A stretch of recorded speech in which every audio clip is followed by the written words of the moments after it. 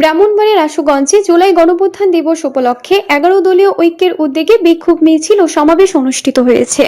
বিক্ষোভ মিছিলটি ঢাকা সিলেট মহাসড়ক ও রসুনার জলিল বালিকা উচ্চ বিদ্যালয় এর সামনে থেকে শুরু হয়ে উপজেলার গুরুত্বপূর্ণ সড়ক প্রদক্ষিণ করে আশুগঞ্জ পূর্ববাজার এলাকায় গিয়ে শেষ হয়। সমাবেশে সভাপতিত্ব করেন আশুগঞ্জ উপজেলা জামায়াত ইসলামী আমির শাহজাহান ভুইয়া।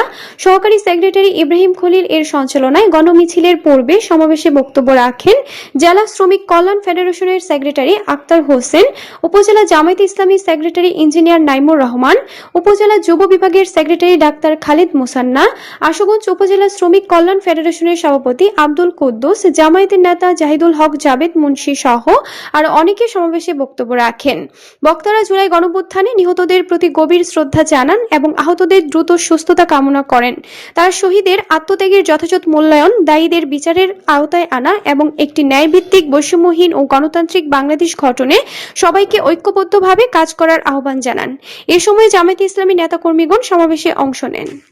বাংলাদেশের জনগণ রক্ত দিতে শিখেছে, তারা প্রাণ দিতে শিখেছে, তারা গুলিকে বই করে না, তারা আইনাগরকে বই করে না। আবার যদি কোনো ফ্যাসিস্ট বাইরে এই দেশের বিশেষ সরকার তারা ফ্যাসিস্টগিরি করতে চায়, তাহলে আমরা রক্ত দিয়ে প্রতিবাদ করবো ইনশাআল্লাহ। আমি সংক্ষিপ্ত বক্তব্য এখানে শেষ করছি। যারা শহীদ হয়েছে সকলে যেন আল্লাহ কবুল করেন, জান্নাতের সর্বোচ্চ মাকাম তাদেরকে যেন জান্নাত দান করেন। তাদের দলের এই 41 সন থেকে আরম্ভ করে এ পর্যন্ত কোনো করাপশন নেই। তারা এই পর্যন্ত তারা দুর্নীতির সাথে জড়ায় নাই। তাদের দ্বারা এই দেশটা পরিচালিত হলে এদের শান্তিতে থাকবে ইনশাআল্লাহ। আগামী দিনের ভবিষ্যৎ আশা করছি আমরা একটা ইচ্ছাপূর্ণ সমাজ ব্যবস্থা কায়েম করতে পারবো ইনশাআল্লাহ।